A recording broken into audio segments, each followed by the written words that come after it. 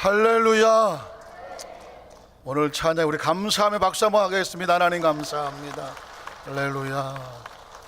우리 주님을 사랑하시면 아멘 하시겠습니다. 그럼에도 불구하고 한 주간 동안에 혹시 조금이라도 염려가 있었던 분이 계십니까? 오늘 성가대 찬양을 통해서 아무것도 염려하지 말아요. 오직 감사함으로 하나님께 아뢰라. 한번 고백하실까요? 하나님 감사합니다. 감사합니다. 감사합니다. 저도 한 주간 동안에 이런저런 문제가 왜 없었겠습니까? 마음 상할 일도 있고 또 마음 답답한 일도 있고 있었는데 이겨내는 방법은 하나밖에 없더라고요. 하나님 감사합니다. 이 모든 것이 합력하여 손을 이루어줄 줄로 믿습니다. 그랬더니 마음이 편안해지거든요. 오늘 성가대의 찬양은 바로 우리에게 그런 하나님의 말씀으로 영광을 돌린 줄로 믿습니다. 오늘 예배 가운데 감사함으로, 여전히 염려도 있고 근심도 있고 걱정도 있지만 감사함으로 예배에 참석한 우리 모든 성도들에게 말씀을 듣는 가운데 강한 치료의 역사가 나타나고 회복의 역사가 나타나고 응답의 역사가 나타나고 세상에 감당할 수 없는 놀라운 기적의 역사가 있기를 주님의 이름으로 축복합니다. 한번 선포해 주세요. 오늘 당신에게 기적이 일어납니다. 치료의 역사가 나타납니다. 응답의 역사가 나타납니다. 할렐루야. 믿음대로 될지어다. 한번 따라 하실까요? 완성된 치료를 믿어야 축복입니다. 이런 제목으로 말씀의 은혜를 나누기를 원합니다. 여러분 혹시 종말론이라는 것에 대해서 들어보신 적이나 생각해 보신 적이 있을까요? 종말론, 크리스천 입장에서 볼 때는 신앙적인 이야기고 신학적인 이야기라 종말론 또는 종말에 대한 것을 개념을 가지고 있어야 될 필요가 있습니다. 종말론은 두 가지 종말론이 있습니다. 하나는 뭐냐면 개인적인 종말이라고 말합니다. 개인적인 종말이란 죽음을 상징하죠. 모든 생명은 출생과 동시에 죽음을 향하여 달려가는데 그 마지막 끝을 종말이라고 말합니다. 그래서 여러분 어떤 사람이 죽음을 앞뒀을 때 예배를 드리죠. 무슨 예배 드리나요? 임종 예배 드립니다. 임종. 종말이 가까운 것입니다. 마지막이 가까워서 마지막으로 드려지는 예배를 임종 예배라고 말합니다. 또 여러분 호종명이란 말 들어보셨나요? 옛사람들이 말하기를 인간이 받을 축복 가운데 빼놓지 말아야 될 가장 중요한 축복 중에 하나가 뭐냐면 호종명인 거죠. 거기에도 종자가 나오죠. 명이 나오죠. 생명의 마지막이 좋아야 된다는 거죠. 그러니까 마지막이 좋아야 축복이다. 이런 말 속에서 호종명을 말하는 거예요. 이런 개인적인 종말이 하나 있다면 역사적인 종말이 있습니다.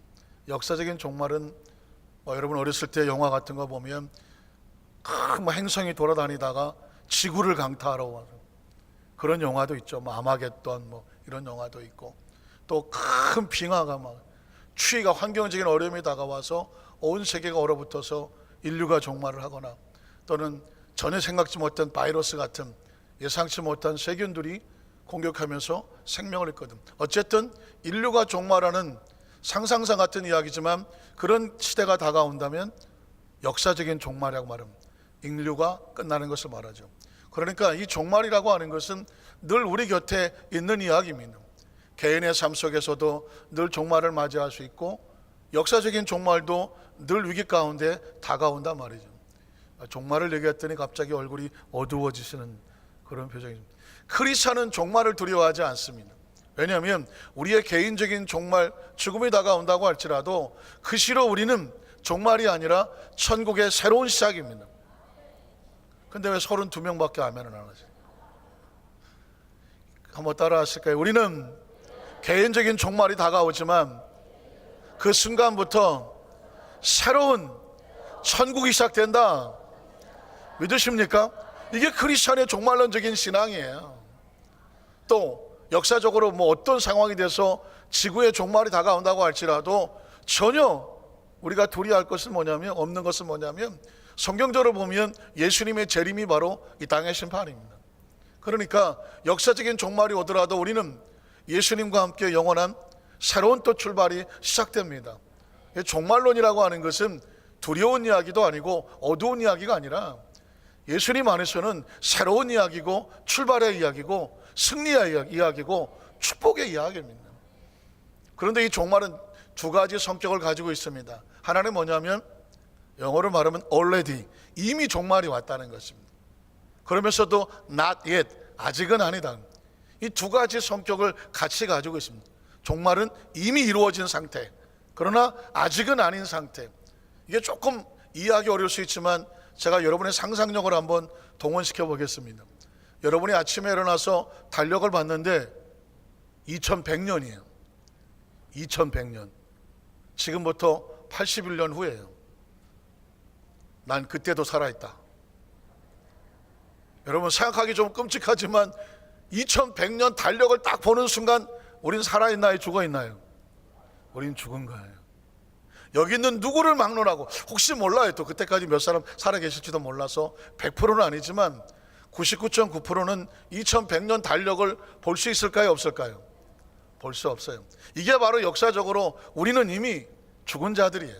미래로 가면 2100년에 우리는 없어요. 이미 다 죽은 자들이에요. 그런데도 불구하고 다행인지 오늘 아침 달력은 2019년이에요. 우리는 아직 살아있는 거죠. 미래로 가면 분명히 죽은 거예요. 이대로 가면 다 죽은 거예요. 2100년엔. 그러나 2019년이 여지 살아있어요. 산다는 것은 바로 그 죽음을 향하여, 종말을 향하여 진행하고 있는 것이죠. 이중적인 성격을 가지고 있습니다. 우리는 이미 죽은 자와 같지만 또 살아있기도 합니다. 종말이 그렇던 것처럼 이게 바로 우리의 신앙 가운데 이미 우린 천국 백성이지만 이 땅에 살면서 그 천국을 향하여 준비하고 가고 있는 진행 중인 사람들입니다. 이게 성경 속에서 말하는 종말론적인 이중적인 성격인데요, 이 사고를 가지고 있어야 하나님 말씀하시는 치료에 대한 것에 대해서 확신을 할 수 있습니다. 하나님 말씀하는 치료는 이미 완성된 치료입니다. 너희는 이미 나음을 입었다입니다. 그러면서도 진행적인 치료예요. 나음을 입었다고 완성을 시켰지만 그것을 믿음으로 개인의 삶 속에 적용해 나갈 때에 그 믿음을 가진 사람에게 완성된 치료가 진행되어 나가는 것입니다. 오늘 말씀을 들을 때도 주께서 이미 완성하신 치료가 말씀을 듣는 가운데 마음이 뜨거워지고 그 말씀이 부딪혀지고 주여 이 말씀대로 될 줄로 믿습니다. 믿음의 신앙의 고백을 주님 앞에 드리는 여러분에게 이 자리에서 치료가 진행된 역사가 있기를 주님의 이름으로 축원합니다. 오늘 성경 본문에 보면 마태복음 8장 16절은 진행되고 있습니다. 저물매 사람들이 귀신 들린 자를 많이 데리고 예수께 옵니다. 이유가 뭘까요? 예수님께 오면 치료 역사가 진행이 되니까 예수님을 찾아왔습니다. 그래서 그 다음 절에 보면 예수께서 말씀으로 귀신들을 쫓아내시고 귀신이 쫓겨져 나가면 삶이 회복이 됩니다. 질병도 떨어져 나갑니다. 진행되는 치료인 것이죠. 진행되는 치료입니다. 또 병든 자들을 다 어떻게 하셨나요? 고쳐주셨습니다. 여러분 기억하십시오. 병든 자는 예수 그리스도 앞에서 어떻게 치료받아야 됩니까? 제목 가나다 어떻게 치료받아야 됩니까? 다 너무 어려우신 거네요. 우리는 어떻게 치료받아야 된다? 다 치료받아야 돼. 왜? 완성된 거기 때문에 그 완성된 것을 적용하는 사람은 우리가 2100년에 한 사람도 빠짐없이 다 이 땅에 없는 것처럼 완성되는 것처럼 예수님 안에서 우리는 완성된 치료의 약속을 받은 사람입니다. 나도 치료받을 수 있다는 확신이 있어야 돼요. 그럼 이 확신은 어디서 근거하느냐? 17절에 보면 이런 말씀이 있습니다. 이것은 선지자 이사야를 통하여 하신 말씀에 우리 연약한 것을 친히 담당하시고 병을 짊어지셨다함을 완성하기 위함이다. 예수님이 오심으로 말미암아 완성이 됐어요. 믿으십니까? 예수 믿기 전에는 치료에 대한 완성이 없었습니다. 하나님이 치료하신 사람만 살았습니다. 그러나 예수님 오시고 난 다음에는 예수를 믿는 사람은 다 치료받을 수 있습니다. 왜? 완성해 놓았기 때문입니다. 우린 첫 번째로 오늘 성경 속에서 우리가 완성된 치료를 믿을 수 있는 첫 번째 근거는 뭐냐면 이 말씀을 하시는 하나님이 완전한 창조자고 완전한 치료자이기 때문에 그렇습니다. 한번 따라 하실까요? 하나님은 완전한 창조자이시고 완전한 치료자이십니다. 여러분 보십시오. 어떤 물건이든지 그 물건에서 제일 잘하는 사람은 누굴까요? 만든 사람입니다. 저 에어컨이 고장이 났다고 치십시다.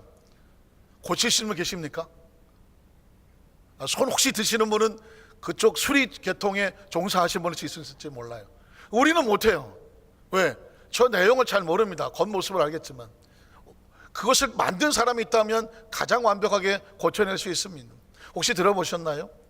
미국에 그 중서부 도시 쪽에 국도 하나가 있었습니다. 그런데 어떤 사람이 자동차 운전하고 가다가 그만 중도에 차가 주저앉았습니다. 번네트에 연기가 나고 시동이 꺼지고 시동이 걸리지 않고 큰일 났습니다. 혹시 미국에 가보시면 아시겠지만 지금도 여전히 그 길이 너무 멀고 사람도 없는 길 가운데 차가 만약에 주저앉으면 정말 속수무책입니다. 요즘이야 뭐 보험회사가 있어서 부르실지 모르겠지만 예전에는 그런 게 없었을 때는 진짜 꼼짝없이 누가 도와주지 않으면 그냥 그 자리에서 몇 날 며칠 그냥 있어야 되는 상황이거든요. 이분은 큰일 났습니다. 누가 도와줄 사람도 없습니다. 그런데 뒤에서 아주 리무진 시커먼 세단 하나가, 고급선 세단 하나가 뒤에서 오는 것입니다. 아무리 그 사람들에게 뭐 채워서 도와달라고 해봤자 도와줄 것 같지도 않고, 그 정도 고급스러운 사람이 차 고장난 거 어떻게 알겠어요? 기대도 안 하는데 이 리무진 차가 뒤에 와서 붙습니다. 그리고 웬 머리가 아주 백발이 성성한 노인 하나가 내리시는 거예요. 아이고, 저분이 날 어떻게 도와주겠나, 기대가 안 됩니다. 그런데 이분이 어떤 일이 있습니까? 라고 묻는 것입니다. 그래서 별로 기대도 없이 제가 차가 이렇게 고장이 나서 여기 있는데 참 걱정입니다. 이거 어떻게 고칠 수도 없고요. 그랬더니 이분이 갑자기 이럽니다. 제가 한번 고쳐볼까요? 아니, 저도 못 고치는데, 아니, 백발이 성성하고 노인이신 분이, 이런 고급차를 타고 다니시는 분이 차를 어떻게 수리하십니까? 아니, 괜찮습니다 했더니, 아닙니다, 저한테 한번 맡겨보십시오. 우통을 벗고 와서 소매를 걷어붙이더니 본네트를 열고 몇 군데를 만져봅니다. 설마 그랬네요. 어느 정도 시간이 지난 다음에 운전하시는 분에게 시동을 한번 걸어보십시오 그러면, 설마 이거 반신분이한데 그래도 어떡하지? 시동을 걸었습니다. 무슨 소리가 났을까요? 2부 때나 3부 때나 차 소리는 똑같네. 그냥 부릉부릉 거렸다. 갑자기 시동이 걸리는 겁니다. 깜짝 놀란 거죠. 그래서 아니, 어르신이 어떻게 이 차에 대해서 아시느냐고 그랬더니 그분이 뭐라고 말하냐면, 나는 이 차를 제작하고 설계하고 만든 헨리 포드랍니다. 그러면서 명함을 하나 주더라는 것입니다. 제가 디자인하고 제가 설계하고 오랜 구식금 때 만들었기 때문에 이 차에 대해서는 제가 제일 잘합니다 하고, 그리고 인사를 하고 가더라는 것입니다. 헨리 포드, 그 사람이 만든 차가 포드 회사거든요. 여러분, 그렇습니다. 자신이 만들어 놓은 것에서는 가장 자신이 있거든요.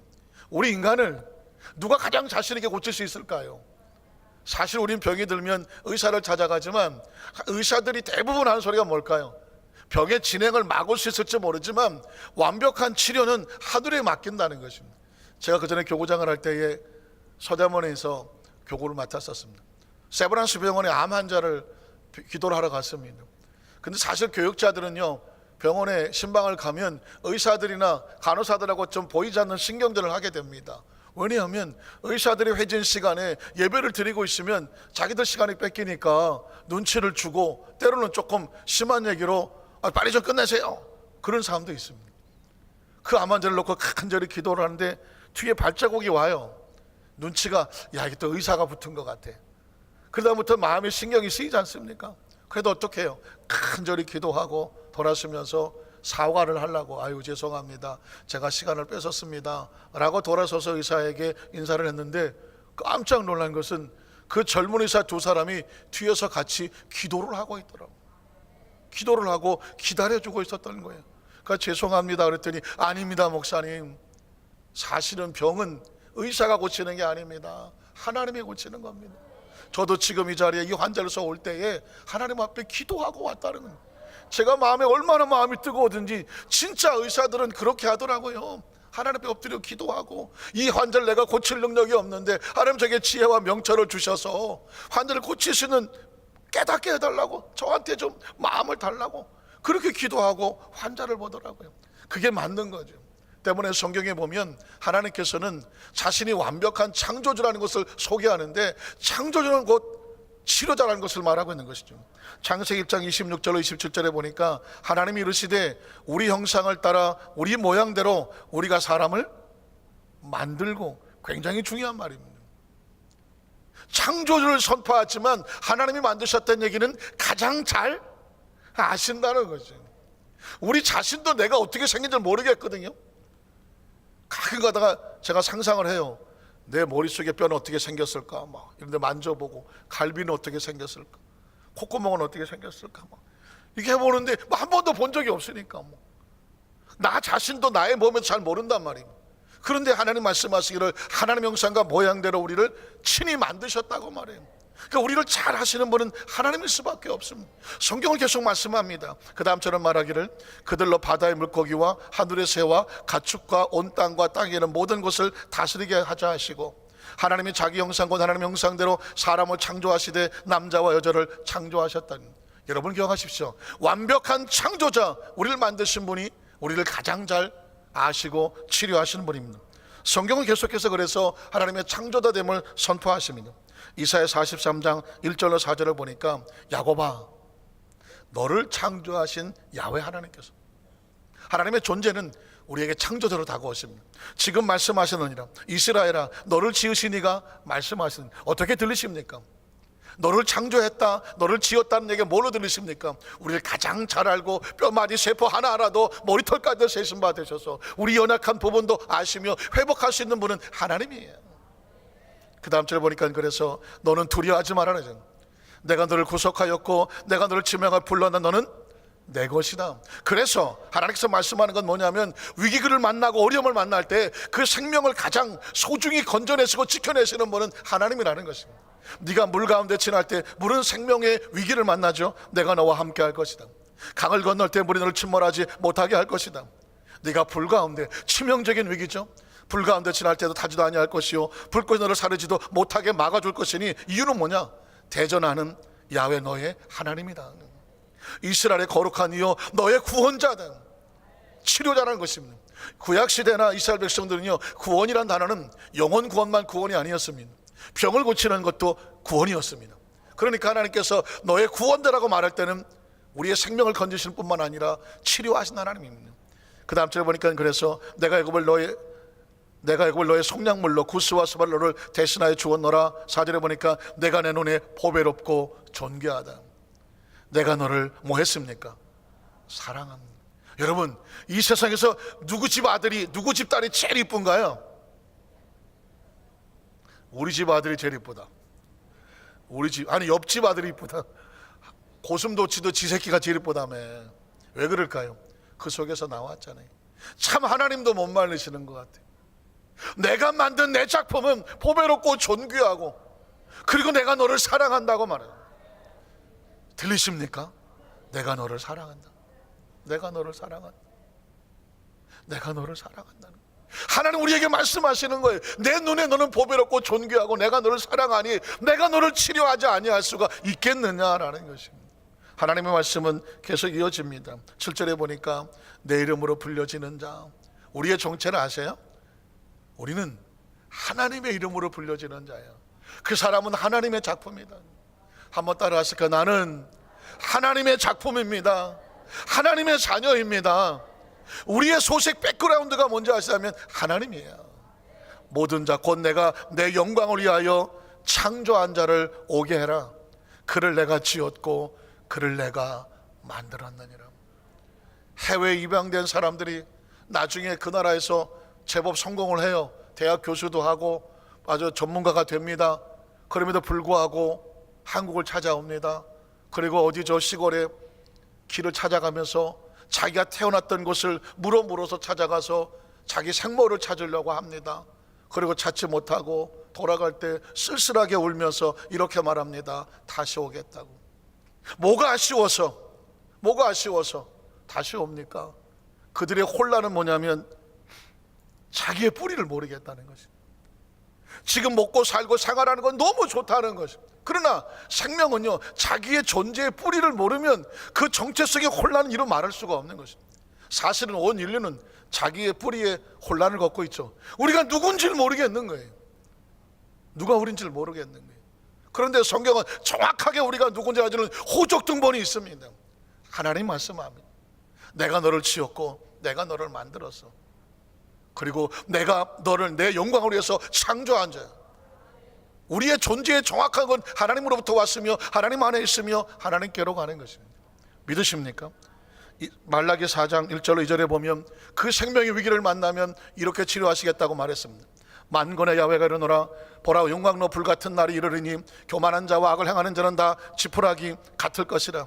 그 이른 날에 그들을 살라 그 뿌리와 가지를 남기지 아니할 것이로되 내 이름을 경외하는 너희에게는, 하나님의 자녀들이죠, 내 이름을 경외하는 너희에게는 의로운해가 떠올라서 치료하는 광선을 비추느니 어떻게 됩니까? 너희가 나가서 외양간에서 나온 송아리같이 기뻐하며 춤을 추며 뛸 거라고 말했습니다. 하나님의 마음입니다. 어느 부모가 자식을 감옥 같은 데 가다 놓고 거기서 나오지 않게 그 자유를 억압하겠습니까? 그가 자유롭게 기뻐 뛰며 행복한 모습을 보는 것이 부모의 마음입니다. 하나님은 자기 백성이 병상에 누워서 절망하며 좌절하며 낙심하며 갇혀있기를 원하지 않습니다. 내 이름을 경외하는 너에게는 의로운 해가 떠올라서 치료하는 광선을 발하여 그 치료받아서 튀어나와서 외양간에서 튀쳐나온 송아리처럼 기뻐하며 자유해라. 이게 하나님의 마음입니다. 제가 늘 여러분 말씀을 전할 때에 제 말씀의 주체는 하나님의 마음입니다. 하나님의 마음이 각자의 마음 속에서 어떻게 전달이 되느냐, 여러분의 마음 속에 무엇이 묶여 있나요? 무엇에 갇혀 있나요? 무엇이 답답한가요? 무엇이 힘이 든가요? 하나님의 마음으로 보십시오. 하나님은 여러분이 자유하기를 원합니다. 회복하기를 원합니다. 이미 치료하는 광선을 통해서 자기 백성이 기뻐 뛰는 모습을 보기를 소원하는 것입니다. 출애굽기 15장 25절로 26절에 보면 그래서 하나님은 자신의 명함을 우리에게 이렇게 전해줍니다. 하나님의 명함 들어보셨습니까? 모세가 야훼께 부르짖더니 야훼께서 그에게 한 나무를 가리키시니 그가 물에 던지니 물이 달게 되었더라. 거기서 야훼께서 그들을 위하여 법도와 율례를 정하시고 그들을 시험하실세 이르시되 너희가 너희 하나님 나 야훼의 말을 들어서 순종하고 내가 보기에 의를 행하며 내 계명에 귀를 기울이며 내 모든 규례를 지키면 내가 애굽 사람에게 내린 모든 질병 중 하나도, 털끝만한 것 하나도 너희에게 내리지 아니하게 할 거다. 왜 그런지 아느냐? 내 이름을 아느냐? 나는 너희를 치료하는 하나님이다. 사랑하는 성도 여러분, 이게 하나님의 마음입니다. 자기 백성을 사랑하고 소중히 여겨서 그 질병은 생명을 상처 입히는 거잖아요. 하나님의 사람이 자기 생명, 그 생명을 같은 형상과 뭘 가진 자가 상처 입는 것을 보시겠습니까? 하나님의 본존재 속성이 그래요. 나는 너희를 치료하는 하나님이다. 그 마음을 가지고 이 땅에 오신 분이 바로 예수 그리스도입니다. 두 번째로 예수 그리스도는 이 땅에 치료자로 오셨다는 것입니다. 한번 따라 하실까요? 예수 그리스도는 이 땅에 치료자로 오셨습니다. 제가 아까 말씀을 드렸지만 성경에서 말하는 구원이라고 하는 단어는요, 예수 믿고 천당 가자가 아닙니다. 영혼의 죄사함의 구원과 함께 육체의 질병이 회복이 되고 치유돼서 그 건강한 모습을 회복하는 거예요. 그래서 그 병든 자가 치료받을 때 성경은 구원받았다는 표현을 쓰는 이유도 뭐냐면 하나님의 구원은 치료를 속하고 있습니다. 때문에 구약 성경 이사야서 53장에 보면 메시아가 오면 이렇게 할 거다는 거죠. 메시아가 오셔서 뭘 하실 건가? 메시아의 사역에 대한 예언이 있습니다. 그분은 도대체 오셔서 우리에게 어떤 것을 하시려고 예언이 되었을까요? 이사야 53장 1절로 2절을 보겠습니다. 여러분, 이사야 53장은요 예수님 탄생 900년 1000년 전쯤에 이사야가 미리 예언을 한 것입니다. 그러니까 이 모습을 보면 예수님의 모습이 보인단 말이죠. 자, 어떻게 기록합니까? 우리가 전한 것을 끊임없이 전해진 것들이죠. 누가 믿었느냐? 믿을 수 있었겠느냐? 하나님의 팔이 누구에게 나타났었느냐? 그는 주 앞에서 자라나기를 연한 순과 같고, 좋은 이야기가 아닙니다. 메시아가 황금 마차를 타고 거대한 귀골이 장대하고 뭐 거대한 창을 휘두르든가 엄청난 천사들이 와서 우리 눈을 깜짝 놀라게 해야 되는데, 안타깝게도 우리가 기대하는 메시아는 작고 초라한 모습으로 얼어붙은 땅에 새싹같이 올라온 그리고 마른 땅에서 나온 뿌리 같아서 고운 모양도 없고 볼품도 없고 가치도 없어 보이고 풍채도 없고 우리가 보기에는 흠모할 만한 저게 메시아야? 저게 우리가 기다리는 구세주야? 할 만큼 눈으로 볼 때는 아주 초라하다는 것입니다. 그러나 메시아는 겉모습을 자랑하러 온 것이 아니란 말이죠. 메시아는 우리에게 이걸 하시려고 오신 거예요. 그 다음 절 보면 그래서 그는 오히려 우리를 대신하여 멸시를 받습니다. 사람들에게 버림을 받았습니다. 갓난과 고통을 많이 겪었습니다. 질병의 고통조차 겪어서 아시는 분입니다. 왜 그렇게 할까요? 마치 사람들이 그에게 얼굴을 가린 것 같이 아이고 저가 저렇게 초라하고 아유 볼품없는 사람들의 기대를 저버리고 멸시를 당하였고 심지어 메시아를 기다리는 사람들조차도 메시아를 귀히 여기지 아니하였습니다. 왜냐하면 기대가 달랐습니다. 메시아가 오면 찬란하고 후시하게 올 줄 알았습니다. 그런데 아주 초라하고 나약하게 오니까 메시아를 기다리는 사람들조차도 기대가 없었다는 것입니다. 그럼 과연 그는 와서 무엇을 합니까? 그는 실로 우리의 질고를 대신 짊어지고 옵니다. 기억하십시오. 메시아가 오셔서 하는 것은 뭐냐면 자기 백성을 위해서 질병의 고통을 대신 짊어지고 해요. 그게 첫 번째 메시아가 가장 와서 하고 싶은 거예요. 그 다음에 우리의 슬픔을 대신 담당해 주시는 것입니다. 그런데 우리는 생각하기를 그는 징벌을 맞아 자기가 뭘 잘못해서 하나님께 맞으며 하나님께 고난을 당한다고 오해하고 착각을 했습니다. 그러나 하나님의 사람들이요 진실을 아셔야 됩니다. 메시아는 이것 때문에 오셨습니다. 5절에 보면 그가 찔림은 우리의 허물 때문입니다. 메시아는 오셔서 우리를 지배하고 통제하고 다스려 오는 것이 아닙니다. 자기 백성들의 아픔과 허물을 대신 담당하여 그가 찔리러 오신 것이에요. 너희는 찔리지 마라. 내가 찔릴 테니까, 내가 대신 찔려질 테니까요. 또 그가 상함은 우리의 죄악담입니다. 범죄한 영혼은 죽으리라. 죄의 대가를 우리가 상할 수밖에 없는데 그 메시아가 대신 죄를 담당하심으로 말미암아 너희에게 죄 없다 하게 하리라. 죄 없는 자가 되게 하리라. 이게 메시아가 우리를 향하여 오는 것입니다. 사랑하는 성도 여러분, 성경은 계속해서 이 메시아의 사역이 실제적이라는 것을 오늘 본문에 말하고 있습니다. 마태복음 8장 17절에 보니까 선지자 이사야 말씀을 제가 아까 예언의 말씀을 드렸습니다. 이사를 통하신 말씀에 우리 연약 강설 친히 담당하시고 병을 짊어졌다함을 이루려 하심이더라. 메시아가 오신 것을 예수님께서 완성하셨다는 것입니다. 그리고 그 예수님이 병을 어떻게 시작하신지 아십니까? 마태복음 8장 1절로 4절에 보니까 예수께서 산에서 내려오시니 수많은 무리가 따르니라. 한 나병 환자, 문둥병 환자, 한센병 환자, 코가 뭉그러지고 손발이 떨어져 나가고 피고름이 흐르고 충직하여 볼 수 없는 피비린내 나는 환자입니다. 기억하십니까? 가장 처참하고 불치병 중에 불치병이 나병 환자입니다. 이건 육신적뿐만 아니라 율법에도 하나님께 저주와 형벌받은 모습으로 나옵니다. 백성 중에 거할 수 없으며 온 가족과 단절됩니다. 죄인의 상징입니다. 그런데 이 나병 환자가 예수님을 찾아 나와서 절을 합니다. 그리고 이렇게 말합니다. 주여 원하시면 저를 깨끗하게 하실 수 있나이다.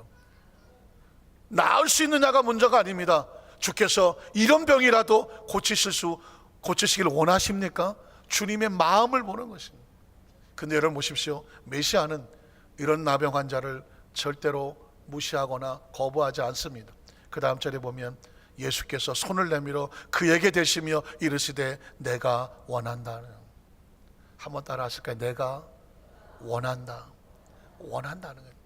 너 어쩌다 그렇게 됐냐? 이 더러운 놈아, 무슨 짓을 하다 그렇게 됐느냐? 네가 지금 얼마나 흉측한지 아느냐? 아무런 판단하지 않아요. 오늘 메시아는, 예수님은 그 질병을 가진 환자 앞에서 이렇게 말하는 것입니다. 아무것도 묻지 않습니다.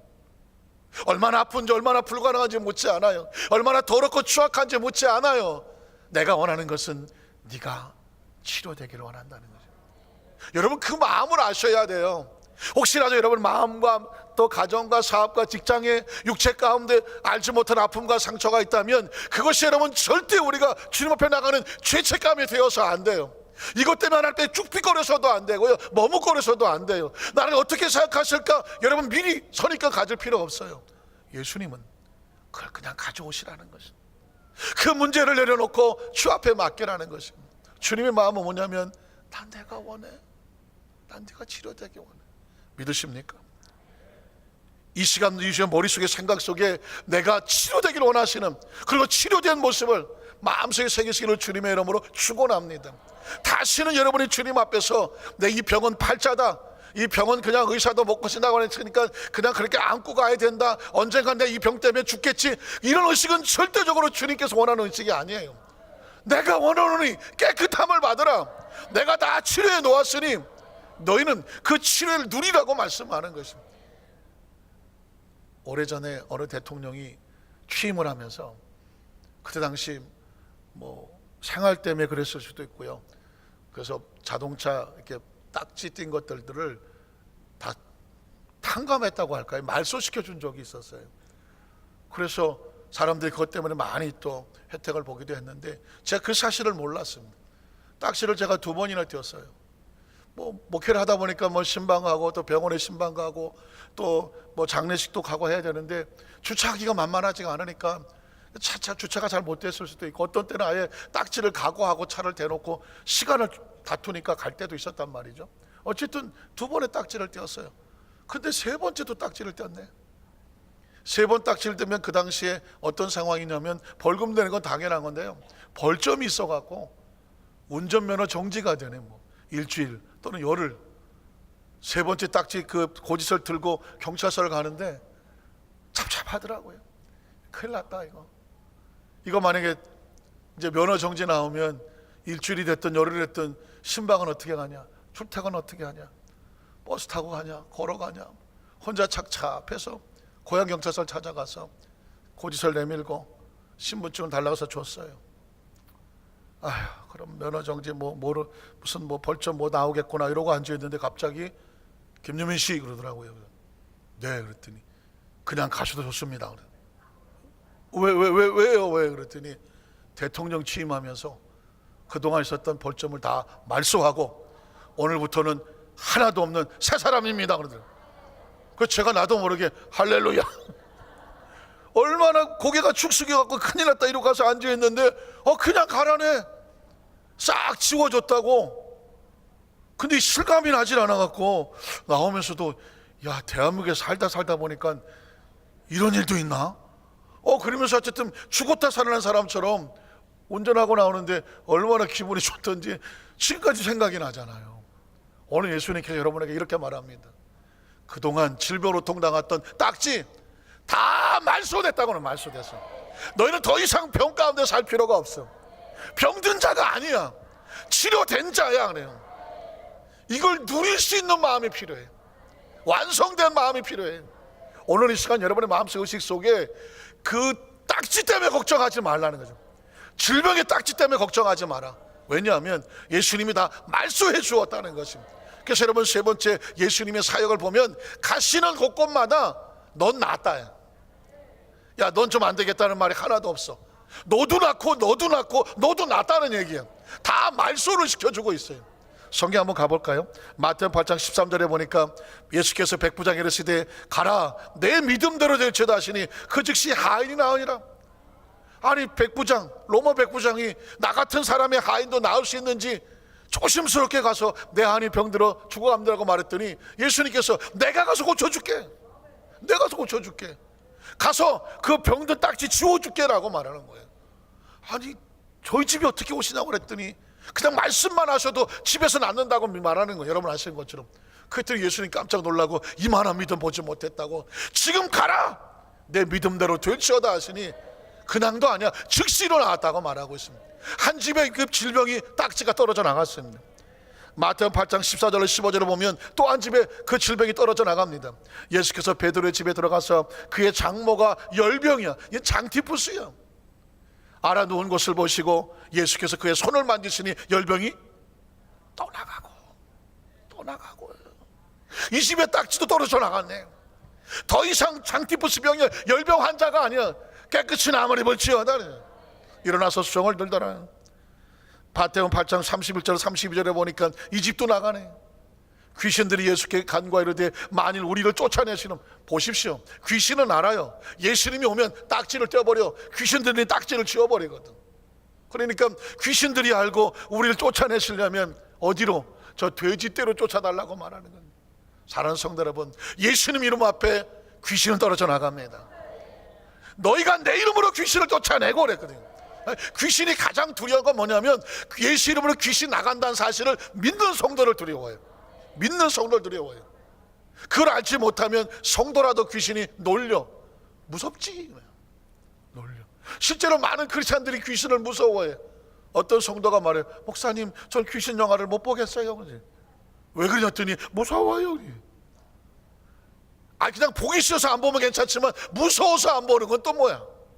여러분 보십시오. 성도는요, 예수님의 이름으로 귀신을 쫓아냅니다. 뒤집어 말하면 오히려 귀신은 예수 믿는 성도를 두려워한단 말이에요. 두려워한다는 사실을 알아야 돼요. 제가 그 얘기할 때마다 우리 집사람 생각이 나거든요. 신혼 초에 저 시흥에 단칸방에 사는데 한 번은 우리 집사람이 그냥 소리를 빡 지르면서 엄마야 하고 뛰어들어오면서 왜 그러냐, 큰일 난 줄 알았어요. 왜 그러냐 했더니 저 냉장고 저 밑바닥에 가서 이렇게 봤더니 그 발판 밑에 바퀴벌레가 그냥 수십 마리가 이렇게 쪼그리고 이제 화장실 들어가는 발판 밑에 있다가 우리 사람이 청소한다고 이 발판을 들었네. 그 앞에 밑에 있던 바퀴벌레 수십 마리가 그냥 놀래갖고 냉장고 밑으로 쳐들어가는 거예요. 우리 사람 놀래갖고 방으로 쳐들어왔어. 내가 그랬지, 당신보다 쟤들이 더 놀랬어. 걔네들이 안 놀랐겠어요. 갑자기 날벼락이지 캄캄한데 이러고 있는데 문이 확 열리면서 그냥 빛이 확 들어오니까 이것들이 얼마나 놀랐든지 냉장고 속으로 다 기어 들어가라고. 여러분, 귀신은 바퀴벌레 같은 거예요. 여러분이 귀신 보고 놀라면 안 되지. 귀신은 여러분 보고 더 놀란다니까요. 그래서 밑에다가 이게 뭐 F킬라 이런 걸로 바퀴벌레 다 잡아가지고 요즘 우리 집사람은 이만한 바퀴벌레 때려잡습니다. 이제 안 놀란다는 거지. 여러분도 때려 잡으셔야 돼. 마태복음 9장 6절로 8절을 보십시오. 그러나 인자가 세상에서 죄를 사하는 권능이 있는 줄을 너희로 알게 하려 하노라 하시고, 중풍병자도 이거 나야 되지 않겠습니까? 말씀하시되 일어나 내 침상을 가지고 집으로 가라. 무슨 뜻입니까? 너도 딱지 떼었다. 중풍병자 딱지 다 치워버렸으니까 일어나 가라는 것입니다. 근데 성경은 그가 일어나 집으로 돌아갔다고 말하고 있습니다. 왜 그럴까요? 면세가 돼서 면세가 중풍병자 밑에 가로입히면 안 된다는 거죠. 이젠 자유해졌다는 것입니다. 마태복음 9장 19절 22절에 보면 또 한 집이 났습니다. 예수께서 일어나 또 가라가심에 제자들도 가더니 12해 동안 만성 자궁 출혈이야, 하혈을 하는 거죠.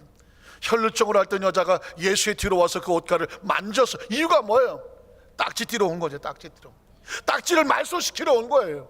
겉옷가를 만졌더니 이유가 뭐냐면 이는 자기 마음에 그 겉옷만 만져도 구원, 기억하십시오. 성경은 치료를 구원이라고 말합니다. 구원을 받겠다 하면 예수께서 돌이켜 그를 보시며 이르시되 책망하지 않습니다. 무시하지 않습니다. 거부하지 않습니다. 잘했다고 말합니다. 따라 안심하라. 내 믿음이 너를 구원했다고 말합니다. 치료받는 건 당연히 받아야 될 구원입니다. 구원했다 하시니 여자가 그 즉시로 구원을 받았다고 말씀하고 있습니다. 여러분, 마태복음 9장 27절 31절에 보면 우리가 필요한 믿음이 있습니다. 예수께서 거기에서 떠나가실 때 두 명, 이번엔 소경이에요. 두 맹인이 따라오매 소리질러 이르되 다윗의 자손이여 우리를 불쌍히 여기소서 하더니 예수께서 집에 들어가시며 맹인들이 그에게 나아오늘 예수께서 이르시되 내가 능히 일할 줄을 믿느냐. 굉장히 중요한 것입니다. 여러분, 소경이 눈을 뜰 수 있을까요? 두 명만 하면 하죠. 지금 우리의 상식과 의식과 내 사고와 경험과 내가 그동안 배운 여러 가지를 겪어볼 때 소경이 눈을 뜰 수 있을까요? 진짠가 이거? 아멘. 우리는 이 소경이라는 거 앞에 소경이 얼마나 두렵고 시신경이 죽으면 의학적으로 안 된다는 사실을 알고 있는 사람입니다. 때문에 예수님 묻는 것입니다. 그런 지식을 네가 알고 있지만 그 지식을 뛰어넘어서 그 소경이라도 시신경이 살아날 줄로 믿느냐. 그걸 믿음의 고백을 요구하시는 거죠. 그래야 예수님 말씀하십니다. 대답하되 주여 그러하오이다 하니 예수께서 그들의 눈을 만드시며 이르시되 너희의 믿음대로 되라. 지금 여러분의 마음속에, 우리의 마음속에 내 병도 나을 수 있다라고 믿는 믿음이 있어야 네 믿음대로 되라. 목사님이 아무리 그렇게 말씀하셔도 내가 병은 내가 제일 잘 알아요. 이건요 절대 안 돼요. 기도요 해봤죠. 그래 안 돼요. 딴 사람은 나도 난 안 돼요 라고 하시면 그 믿음대로 되는 거예요. 그럼 오늘 이 시간에 믿음을 바꾸는 거죠. 생각을 바꾸는 거죠.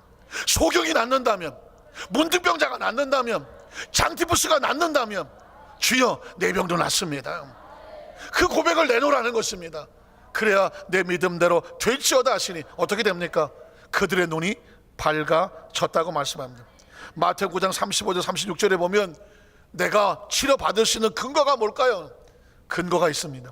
예수께서 모든 도시와 마을에 두루 다니사 그들의 회당에서 가르치시며 천국 복음을 전파하시며 모든 병과 모든 약한 것을 고치시니라. 무리를 보시고 불쌍히 여기는 것입니다. 오늘 주님께서 우리를 치료하시는 건요, 다른 걸 요구하지 않아요. 주님을 믿는 믿음과 그분이 나를 불쌍히 여긴다는 것이에요. 한번 따라 하실까요? 주님이 나를 불쌍히 여기신다. 은혜라고 말하는 것입니다. 우리는 어떻게 낫느냐? 은혜로 낫는 것입니다. 우리는 믿음이지만 주님은 우리에게 은혜로 말씀합니다. 더 나아가서 마태복음 10장 1절에 보면 예수께서 그 12제자를 부르사 더러운 귀신을 쫓아내며 모든 병과 모든 약한 것을 고치는 무엇을 주더라? 권능을 주더라고 말했어요. 이제는 너희도 나가서 고쳐. 너희도 나가서 고쳐. 무엇을 고칩니까? 너희가 내 이름으로 귀신을 쫓아내며 병든 자가 수론된 즉 나으리라고 말씀을 정리하기 원합니다. 하나님은 완벽한 창조주입니다. 의식에 꽉 있어야 돼요. 나를 가장 잘 아시는 분이요, 그분만이 완전히 고칠 수가 있어요. 그 치료의 마음을 갖고 오신 분이 예수 그리스도예요. 그분은 진행적인 치료를 하셨어요. 그리고 선포하셨어. 이제부터 너희는 다시는 병들지 마라. 너희의 병은 치료될 수 있다. 내가 다 말소시켰다. 그것을 믿느냐? 그럼 내 믿음대로 될지어다. 나가서 그 치료를 체험하고 나가서 병자를 위해서 기도해라요. 너희도 기도해라. 그러면 예수 이름으로 치료 역사가 나타날 것이다. 여러분, 그 축복의 주인공, 매일매일 진행되는 기적의 주인공이 되시기를 주님의 이름으로 축원합니다.